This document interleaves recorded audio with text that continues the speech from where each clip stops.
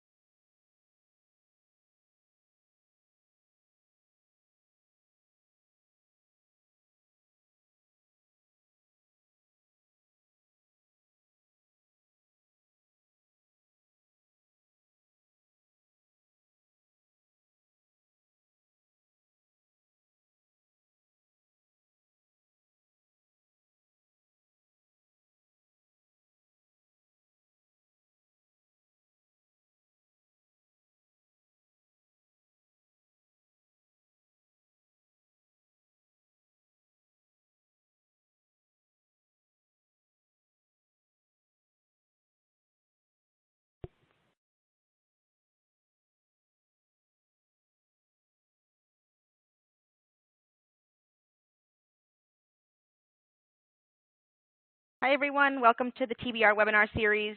Today's presenters are myself, Stephanie Long, and Geoff Woollacott. Geoff is a principal analyst and senior strategy consultant, and I am the lead analyst on TBR's data center team. And we work cross-practice here at TBR to combine our unique strengths to produce this research stream on quantum computing. So today we'll be discussing the quantum computing market, but more specifically the impact of some of the software layers on the market. But before we get started, just a few housekeeping notes.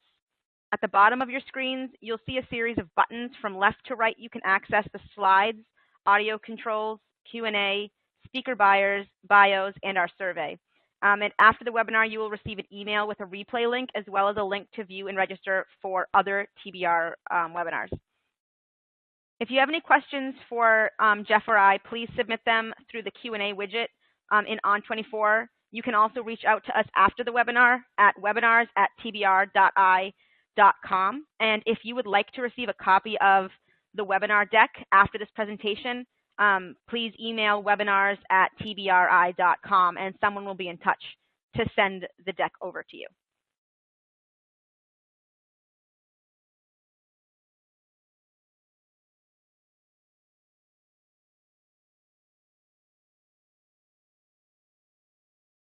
Okay, so today's webinar is called Middleware, the Quantum Differentiator.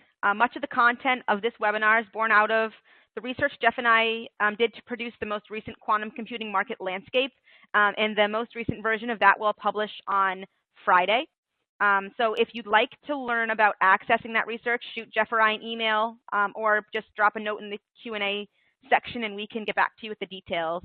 But anyway, quantum computing, it's a very unique market, and so our research methods are a bit unique as well. We do a ton of primary research to support the findings in this research, and we talk to many vendors included in our coverage on a regular basis to keep us informed of the latest and greatest. So just to reiterate before we dive in, if you have any questions, please use the Q&A widget or shoot us an email if your question comes up after the webinar. And if we don't answer your question live today, we will follow up with you via email with a response after the webinar. So no worries if we don't answer it live today.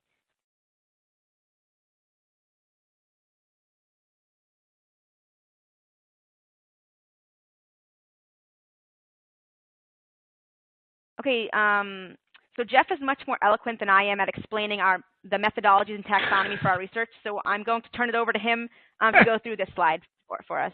Go ahead, Geoff. All right. Thank you, Stephanie. And good afternoon, I think it is. I hope everybody's safe and sheltered. What we have here, we built in the last iteration of the benchmark or market landscape, as we try to collapse down all the different 2x2s that we were building into one all-up depiction of what has to happen for quantum to really become a viable commercial and research, an economically viable technology domain area. And so the light blue, as we call it, are really the supply side integrations. This is where scientific discovery is happening. There's a need for scientific discovery in order to build the hardware components, to use classical computing definitions, that can run a fully functioning set of qubits that can do computations. So that's one piece of it.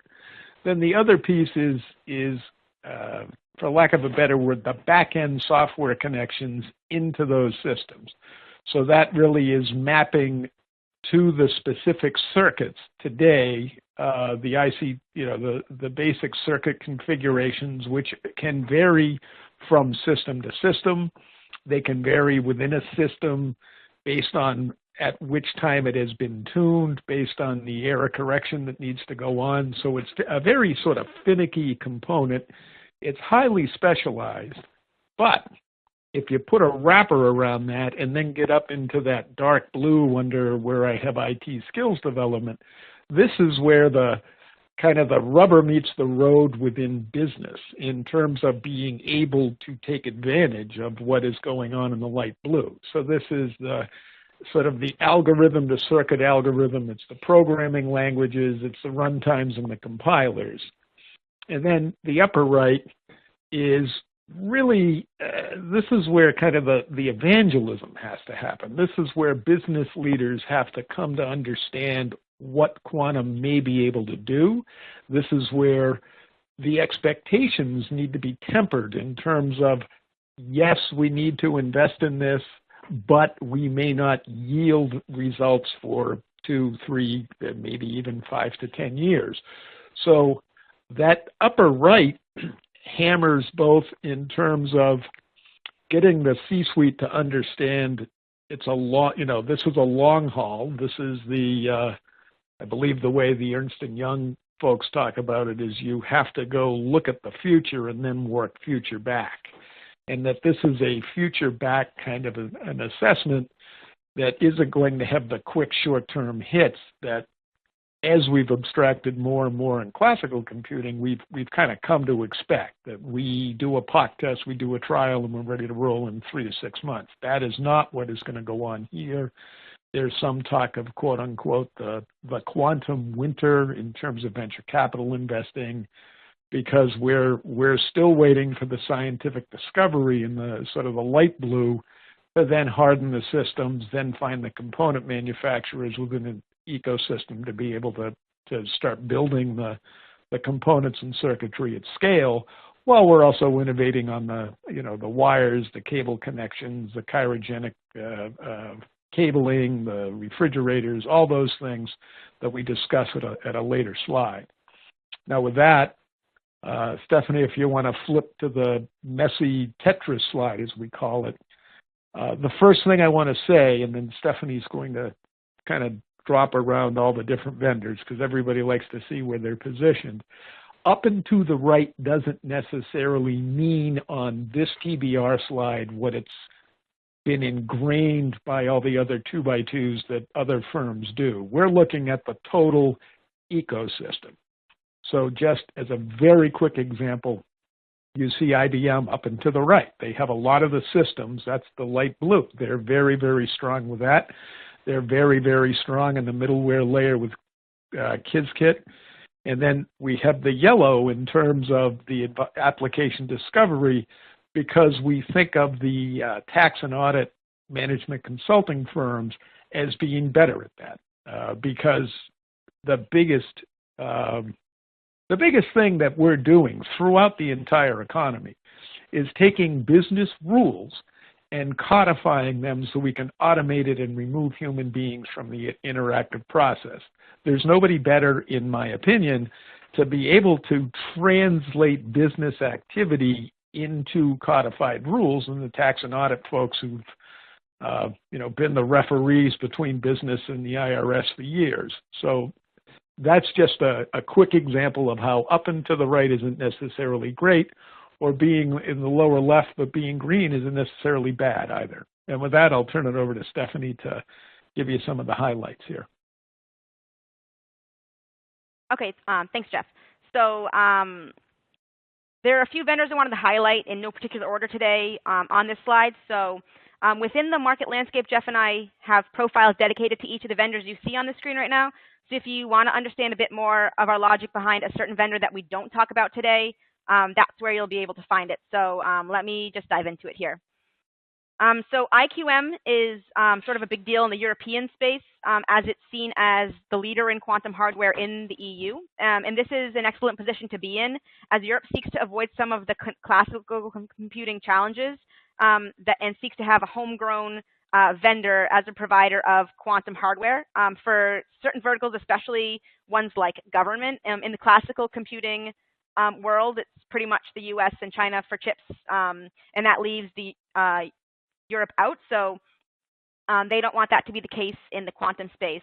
And since there's going to be a lot of highly sensitive applications being run on quantum computers, it would make sense that that would be a mindset for that region to have. So anyway, IQM partners with Atos, and Atos partners with a lot of European quantum vendors, and this is good for brand awareness both globally and within Europe because Atos is a very recognizable brand.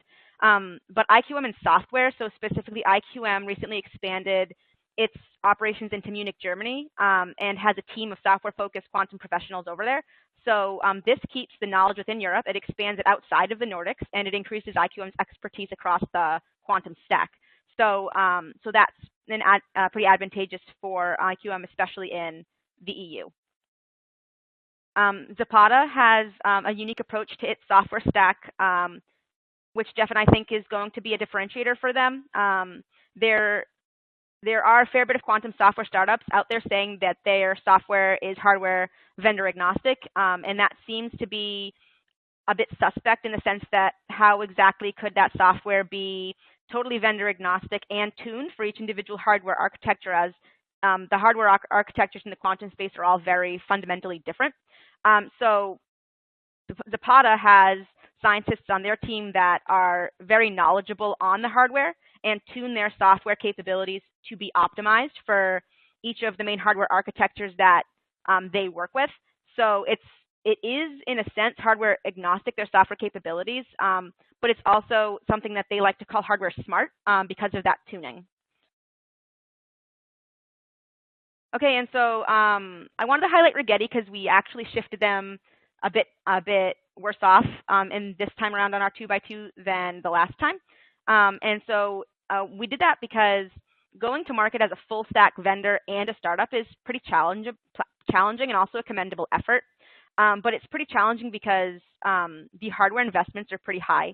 And so not having that corporate backbone to back some of that investment like multi-line vendors like IBM has is going to hold Rigetti back a bit, we think. It's an uphill climb for those startups against the multi-line peers. So that's one of the main reasons why we pushed Rigetti into a little bit less favorable position as we had them in the last time around. Okay, so I wanted to highlight IonQ as well, but not for software-specific reasons. But they recently announced that they achieved a quantum volume of greater than 4 million. So that was sort of a big announcement, and we wanted to just touch on it today. So there are vendors with a variety of metrics to measure quantum systems against each other. IBM's is the most well-known with quantum volume. Atos also has something similar that they call Q-score. And so IonQ was able to leverage some of the mathematics behind quantum volume to its advantage because of the nature of its trapped ion system to report that it achieved that quantum volume of 4 million. And the reason why I wanted to point this out is because to folks reading that and listening to that who aren't very familiar with the quantum space, it's like, oh, wow, quantum's really developing really, really fast if they're able to make such huge gains on this quantum volume. So yes, quantum computing is developing and making strides.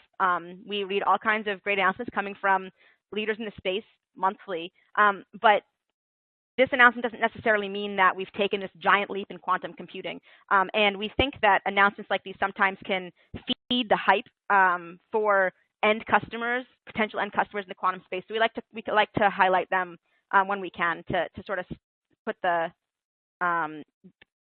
industry spin on it.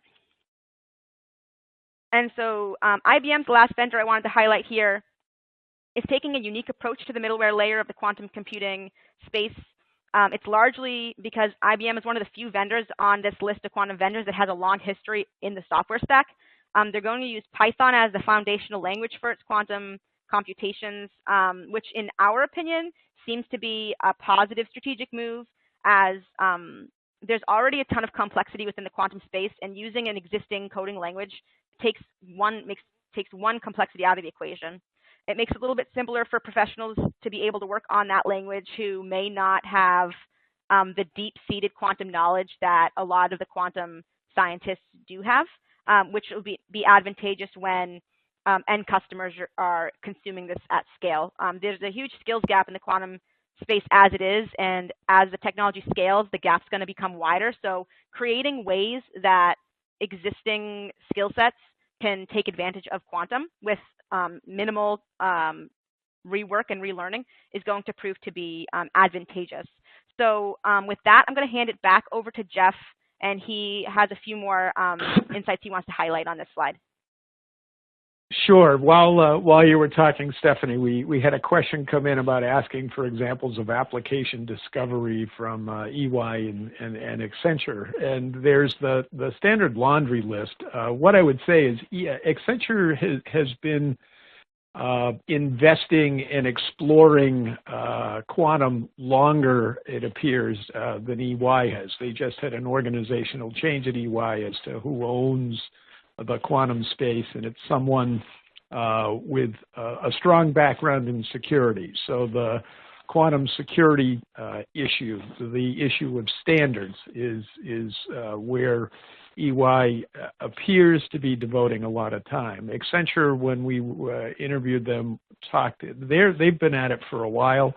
They have ambassadors within the services areas that are trained at least to touch upon what quantum can bring to the various practice areas that they have.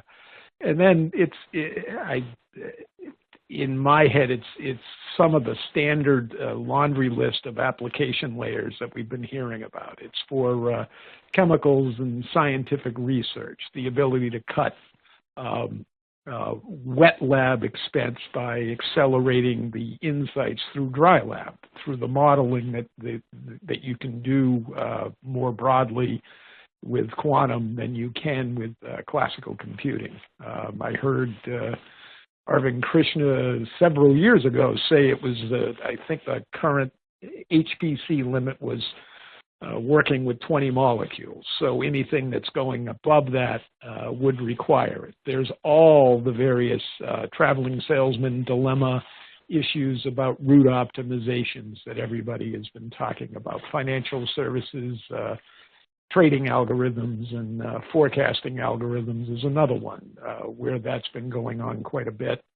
So it's material science, composite materials manufacturing, it's route optimizations, and if you stay way out in Horizon 3, which is really where this is, you can also look at driverless autonomous vehicles and the need to be moving them around.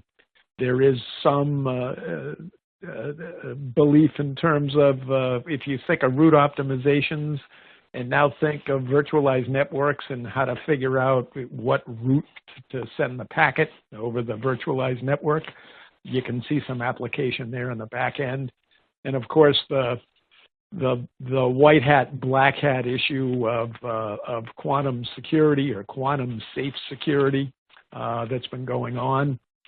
There's been some challenges in terms of establishing standards. That again, if you go back to the statement I had about business rules, all these things, as I heard a presenter talking about ServiceNow say, as the audience asked, fired question after question, gentleman leaned back against the whiteboard with a wry smile and said, "We can do anything you want. You just have to make up your mind." Well, public policy, and that intersect with enterprise. If we can come up with business rules, then we can automate it and establish the algorithms. And the bigger and broader and the more transaction volumes they are, the more that'll lend itself to quantum exploration, I guess is the way to put it. The comment on IBM, which will help Ty going in, one of the things that struck us, we were down with we interviewed a lot of different startups on this round. And I'm thinking of what my colleagues in the venture capital community would say is whenever they were reading a business plan, they'd take a look at the executive summary. If that was tight, then they would flip to the back to look at the bios of the principals within the business to see, quote unquote, if they had done it before. Was there someone that could take a business from a startup to 10 million or 50 million and beyond? Somebody who knew how to scale, or somebody that had the experience in running the operations. And in a lot of the cases, as we were talking, particularly with those with government funding in what Technonationalism, which we'll get to later on in this talk, we were struck, a lot of brilliant academic minds, far smarter than mine, that's for sure, are out there, but we weren't seeing a lot where you could see somebody who had, quote unquote, done it before. And the reason why I bring that up with IBM is Bob Suter, who's running the quantum practice, we had a discussion about middleware with him, and he had, quote unquote, done it before. He had been in the middleware software stack earlier in his career. So here he is. And why did he make the bet on Python, and what was the reasoning? And he went through the history of, COBOL to Java and all the way up. And those are the kinds of things that are going to be critical. There's plenty of brilliant minds that are working on quantum, but is there someone with a little bit of business sense, or I shouldn't say business sense, business savvy, who can, see further out, particularly if you're a small startup and you've got a certain pile of cash. Do you really need the $1,500 Aeron shares, or maybe you can find them used for $500? Those kind of little things that are going to go a long way to getting ready, or building the systems in place, not because you only have about, a tenth of the volume, but seeing the need to build a foundation so as the thing scales, or as you start to grow, your kind of system process backbone doesn't have to be ripped out mid-flight while you're in a hyper-growth space. And those are some of the things a VC look for, and those are some of the things we try to assess as we're looking at some of these smaller firms. So with that, I'll come up for, oh, wait a minute, there's another question. I just want to read it, Stephanie, and see. Are there some compelling business outcomes and benefits shown with quantum computing yet beyond the solving problem power? The one that comes to mind on that, I wrote a piece called Precision, Speed, and Cost. It's kind of the difference between price, quality, and timeliness back when technology vendors had the power. Now that consumers do, or businesses do, it's precision, speed, and cost.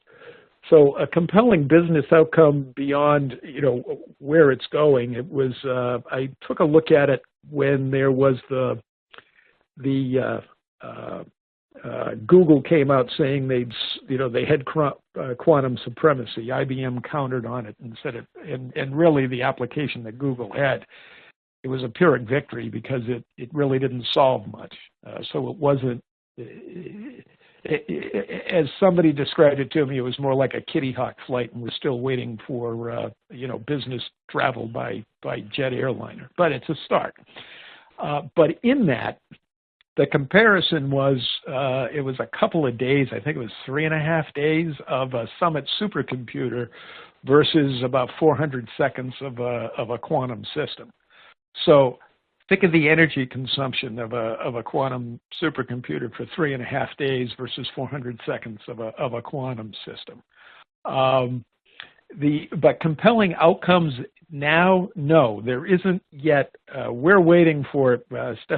Stephanie and I call it, we're waiting for economic advantage. And what our definition of economic advantage is that a live software application will have have at least a piece of it that bursts or translates over to quantum for some calculations and computations, and then it comes back into the classical app. So we'll call it a piece that is we've talked about AI-infused applications, we'll talk about quantum-infused applications. We expect probably one of the first places we'll see that is in the financial services sector, just because they can have a variational algorithm that can move at a greater speed. But to date, Stephanie and I have yet to find one where we can go, aha, economic advantage has been achieved. And with that, Stephanie, if you want to move to the next slide. Yeah. So these are a lot of the smaller ones, and actually, as Stephanie and I were reviewing ahead of the call, we actually believe now that we should have placed StrangeWorks and Eureka on the upper quadrant, but in the left-hand side, not the right-hand side, because they really don't have a lot in supply-side innovations. But these are some of the smaller firms that have a very kind of unique value proposition. The ones in the lower right are all pieces of I'll call it the componentry. Eureka is more about the soft skills. I like their what's the word I want? Their business proposition. And StrangeWorks is a group of middleware enterprise software pros or experienced folks who are working to build that same kind of setup. And what I was more impressed with the fact they had done it before, more so than necessarily the technology and where it is today. And with that, I'll come up for air, and Stephanie, take it away.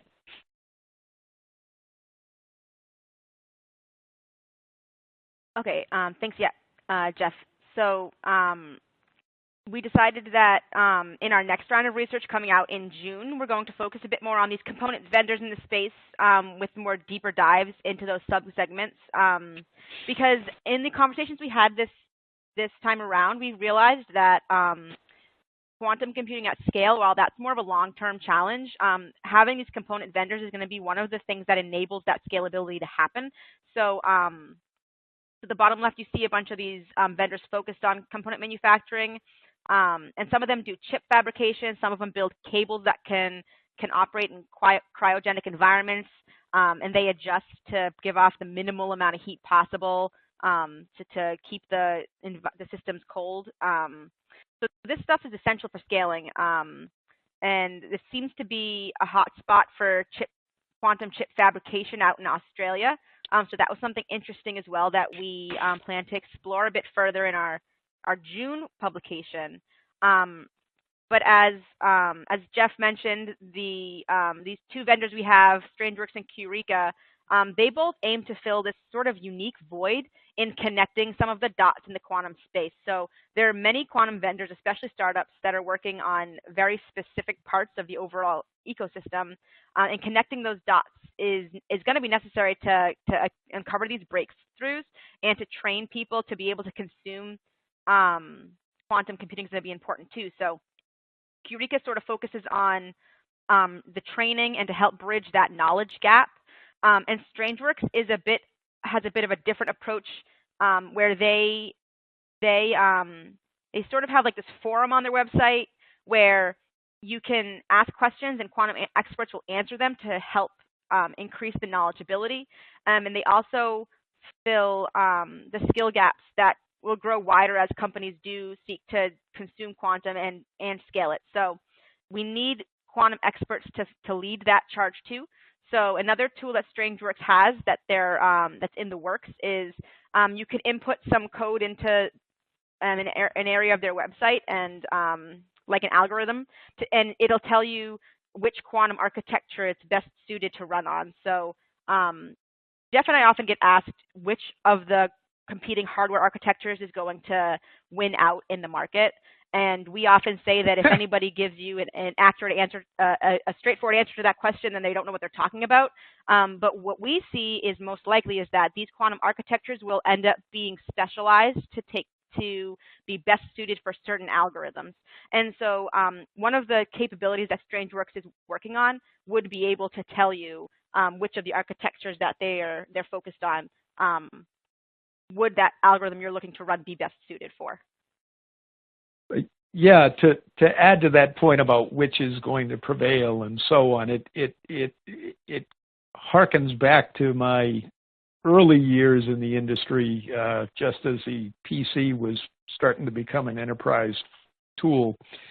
And it was all the transaction process database wars of, the Oracle database runs better on digital equipment than Sun equipment and this, that, and the other thing. And Larry Ellison is slapping SAP around and coming out with these different things.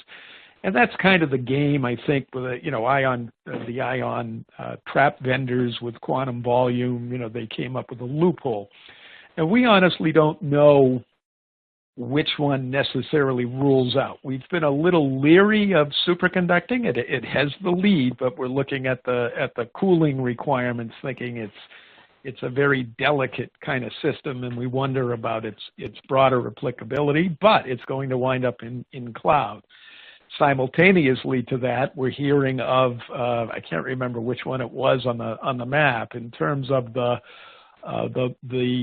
cryogenic cabling that's required. It's a very unique niche, right? To be able to have some kind of very thin cabling that can connect these things at near 0 Kelvin.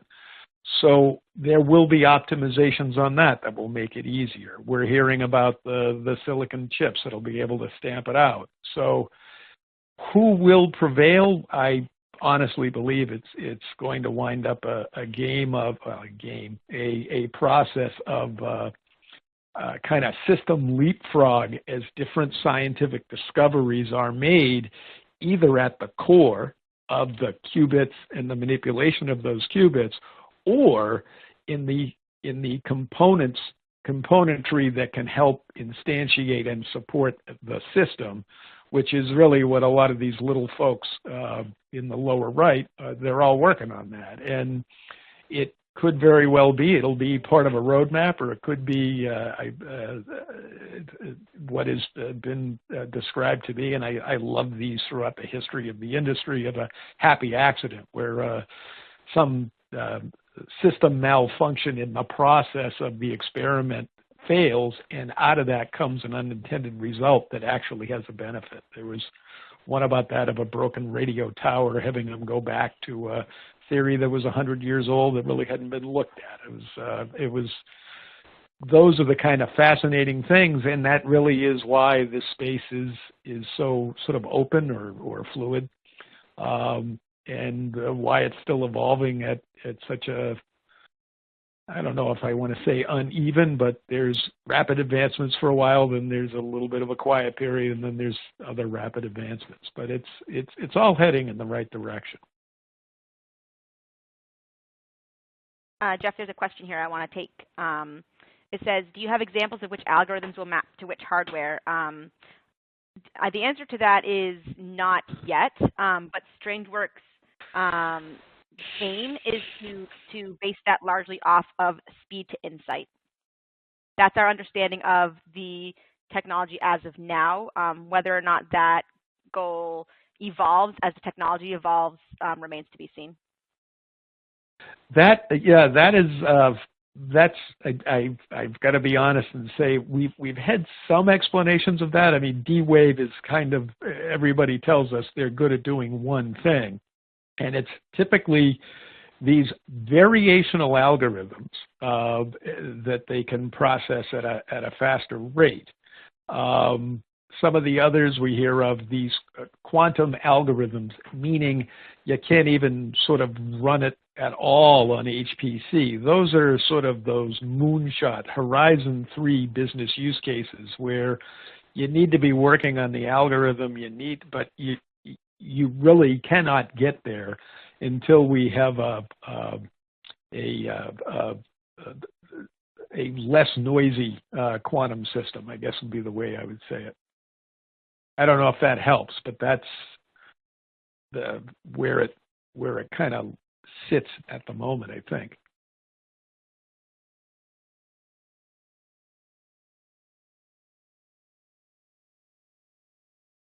Okay, so before we jump into some of our view of what's next, I just wanted to talk a bit about some of the regional aspects we uncovered in our research this time around. So the U.S. presently is seen as in sort of one of the more advantageous positions because there are a fair bit of leaders in the quantum space headquartered here, vendors like IBM and Honeywell, and then AWS with bracket for its cloud service for quantum. So when it comes to government investment in quantum, that's going to be a big deal. And the EU is trying to make up ground there. So there's a lot of funding being pumped into European-based quantum vendors by the EU. That funding is going to vendors and academia in the European Union as well. And it's more so to promote jobs in deep science during COVID, actually, to sort of help prop up some of these areas during an anticipated economic downturn. So that's the reason for the timing of some of these investments coming out in the EU. But that's great for innovation and collaboration, but there's also a fear that all the funding coming now may result in a quantum winter in 5 years' time in the EU. And the reason for why 5 years is because much of this funding coming from the government has a 5-year timestamp on it. So they have to dole out X euros within 5 years. So that's great news for now, but a lot of these European vendors and academia as well in Europe, they need to plan on how to spread that money out to make it last because it's coming in now, but it may not be there in 5 years' time. So, and then in APAC, this one was a bit tougher to gain visibility into, but what we do know is that vendors are partnering with players in Japan like NEC to beef up a local presence there. Fujitsu is also investing in annealing, and Fujitsu's selling model is pretty isolated to Japan, though. And China has a lot going on in quantum, but it's tough to know what is hype versus what is actual there, and because there's a lot of ties between China's government and these investments. So that's creating what we are calling a bit of an arms race between some countries, especially the U.S. and China in the quantum space because of some political tensions. So, but anyway, we also know that there's a lot of innovation coming out of Australia. We talked briefly about the foundry and chip fabrication that's happening with some quantum startups over there. And the local foundry is partnering with some of those vendors to make scalability of quantum chip fabrication in Australia seem like something that could be pretty realistic.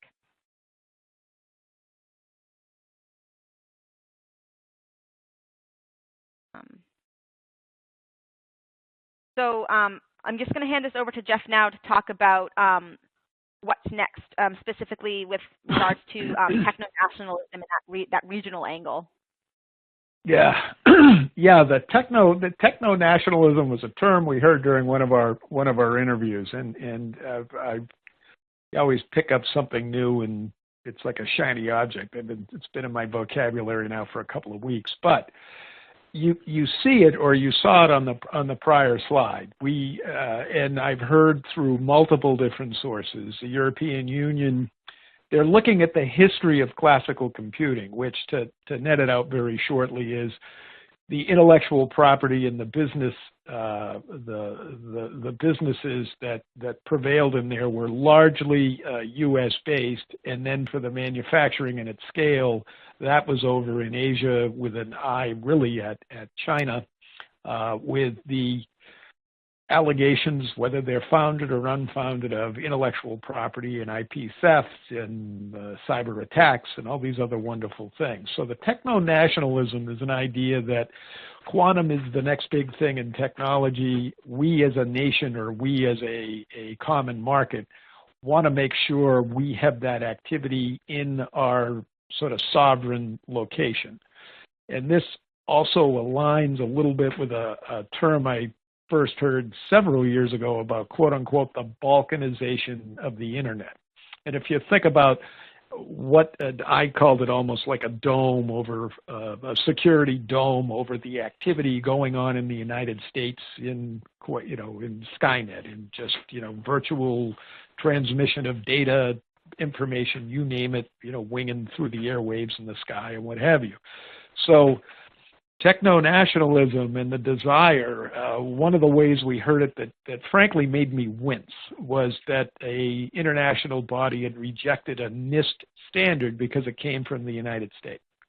So if you, again, go back to the notion of business rules and the ability to codify things for blockchain multi-enterprise business networks, for foreign exchange sort of real-time transactions that are integral to GDPR in terms of how quickly you're going to clear the economic transactions, for understanding where data needs to be and whether it needs to stay in country or not stay in country, and then how do you aggregate that data to apply analytics against it to do the inference that you want.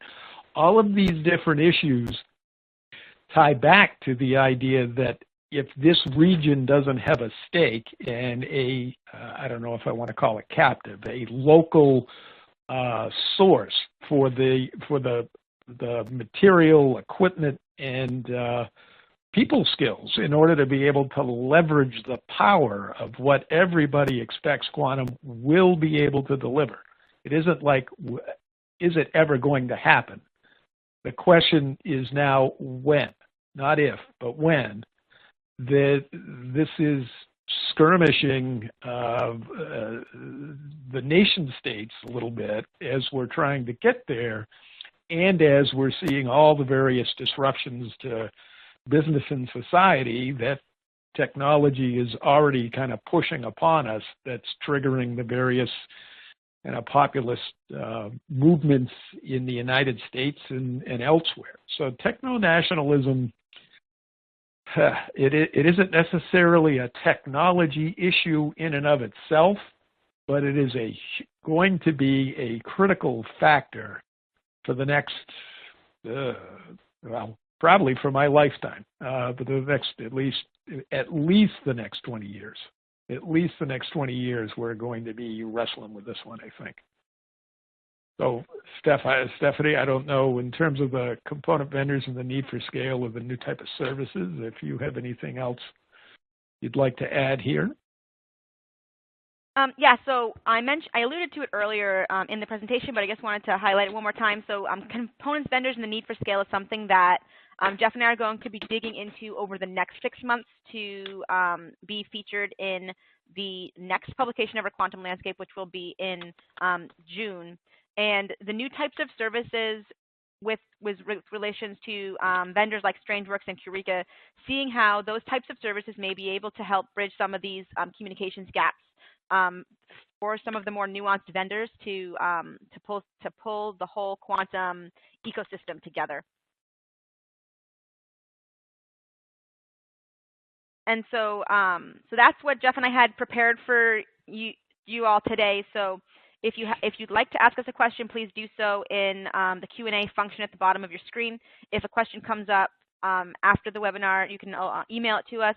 And again, if you want to receive a copy of the slides, please email webinars@tbri.com. And Geoff and I will just hang out for a few minutes for a few questions to come in before we jump into them. Sure, and what I would say or seek is if there's anything that we've said that you think is either factually incorrect or we've offered an assessment that you don't agree with, we'd love to hear it. I mean, we're two folks in a firm doing our best to take a look at this with our sort of minds of liberal arts degree in economics and government, talking to PhDs in physics and math, and we at times can likely get our facts crossed as we do this. We try to be thoughtful. We try to be honest as to what we know and what we don't know, as well as any topics you think we should be looking at that we haven't touched on. I mean, our history in this is the first iteration looked at the major systems, superconducting, ion trap, topological, etc. Second one went into security, quantum safe security. Third went into professional services. Fourth is this one in the middleware layer. And from there, we'd love to hear what else you think we ought to be looking at. We do have a couple of questions that have been coming in, Stephanie. I'll let you take a look and figure out. So is the identification of techno-nationalism, as a future issue lead to anything actionable that you recommend? My recommendation strongly, now isn't a time for good people to do nothing. And the good people that need to be brought to bear on what's going on in the world are the people in technology. And by that I mean the lobbying, the evangelism, the advocacy for the importance of what we can do and the importance of certain public policies as to how we can do things that make it better for everybody. That is critical for technologists to take a lead on. And I make this statement, I'm getting a little emotional, I apologize, but I'm making this statement from, I remember I was at a PwC risk conference in Boston in March of, it was either 18 or 19, it obviously wasn't this year. And we're, running through the buffet line and people are checking their phones and they're laughing. They're laughing at the sophomoric nature of the questions the senators were asking Mark Zuckerberg about the Facebook business model. So what you have are well-intentioned lawyers, for the most part, out of 535 in the United States. I don't know how many senators and congressmen are lawyers, but it's quite a few. You have a lot of lawyers whose average age is about 60, who are trying to establish policies for an industry that they really don't know a lot about. They rely on their staffers for it, but they don't fully comprehend it. So as far as techno-nationalism goes, it's incumbent upon us with the knowledge of what we can do if the policies do not hamstring us to make the world a better place. Hopefully that helps. There's been a couple others. Stephanie, what other one would you like me to do?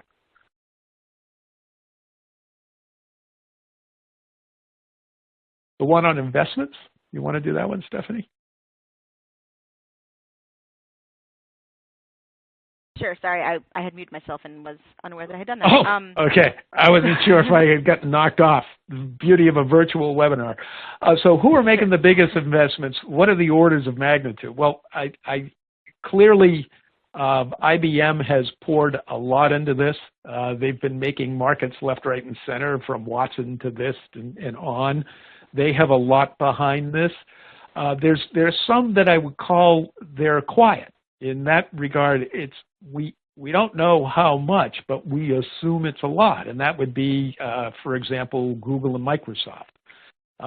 Google may do it and only use it for their own internal advantage, for search, faster search. So it could just be a nice to have to get into that. Microsoft, while they're putting other systems, Stephanie, they've got ion trap and superconducting on Azure Cloud, but they're also investing heavily in topological. Yep, topological is the other one they're investing in. Yeah, so those are the ones, they're the ones that are making the big money investments into quote unquote scientific discovery. Then you have Honeywell's putting a lot in. There was a question that asked about algorithms and which way what would go. When we were at Quantum Tech, Stephanie and I attended October of 19.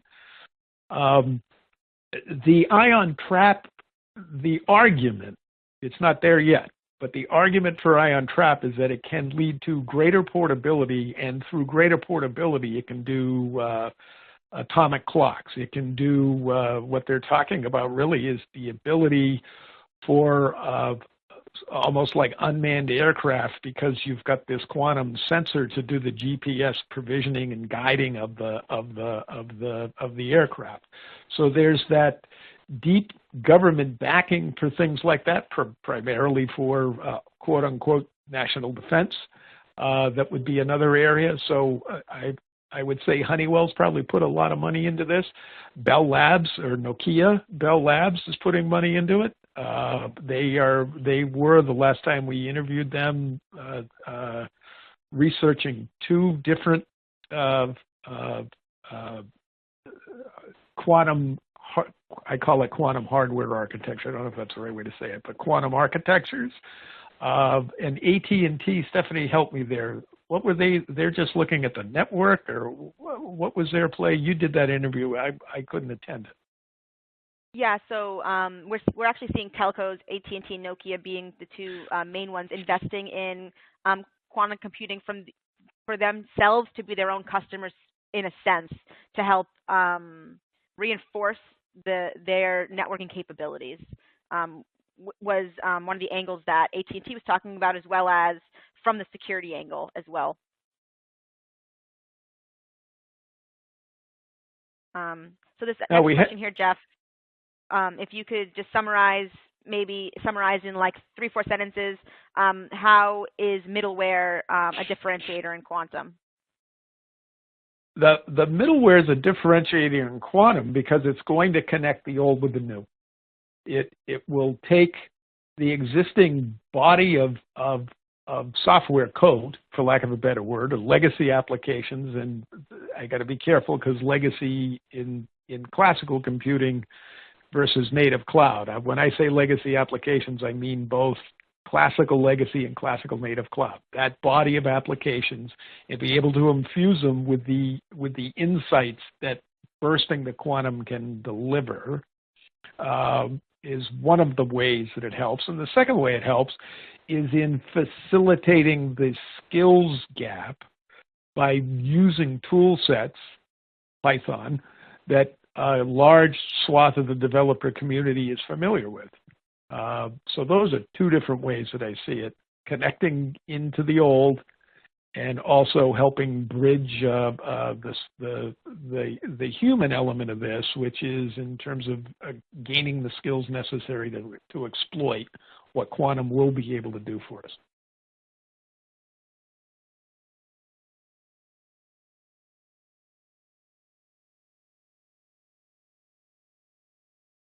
Alrighty, next question, Geoff. What level of IT services do you anticipate that the clients require from the quantum computing segment in the next 5 years?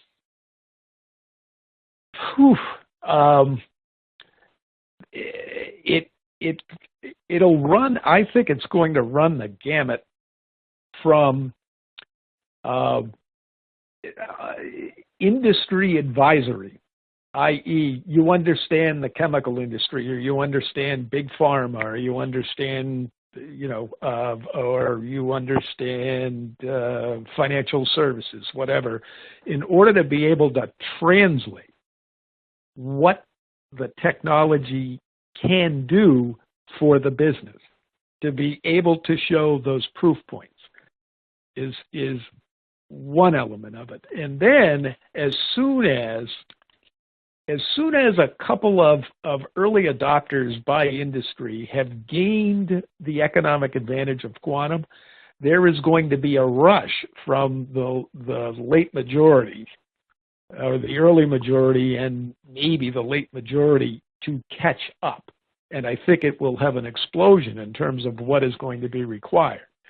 At that point in time, not only will you need that business advisory, you're going to need that translation down, as I discussed or said about the middleware, in order to be able to help the IT side of these businesses learn how to come in and bridge, learn how to come in and be able to take advantage of it, learn what it requires.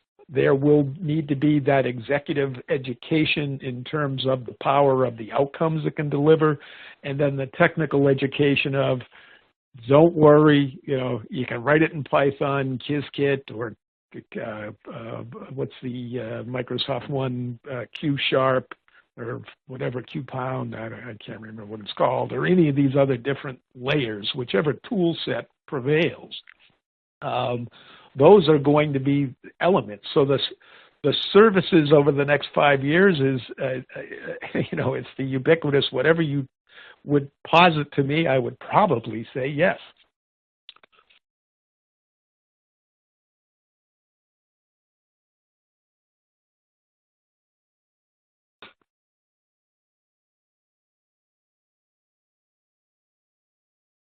Alrighty, that looks like it for our questions. If you have any questions that come up, please feel free to reach out to myself or Geoff at any time with follow-up questions. Our emails are here on the screen. If you have a few moments, we'd greatly appreciate it if you could please fill out the survey that pops up on your screen. The answers to those do help us guide our research in the coming months, so that's very helpful and valuable to us. A replay version of the webcast will be available after this event, and it will be sent to you via the email that you registered for the webinar at. If you visit a list of our upcoming and past webinars, you can do that at tbri.com. You can also consume a replay there as well. Our webinar series is going to take a brief vacation after this week. So we do have a webinar tomorrow, actually, on the topic of innovation and transformation centers. And then that's the last one until the new year. But do be sure to check out the ones coming up in January, as the series for the months of January and February will be TBR's prediction webinar series for what we think will happen in 2021. The first one in that series will be Wednesday, January 6th, and it's called COVID-19 Changes Everything, What's Next for Devices in IoT. All of our webinars are at 1 p.m. Eastern Time. Thank you and happy holidays.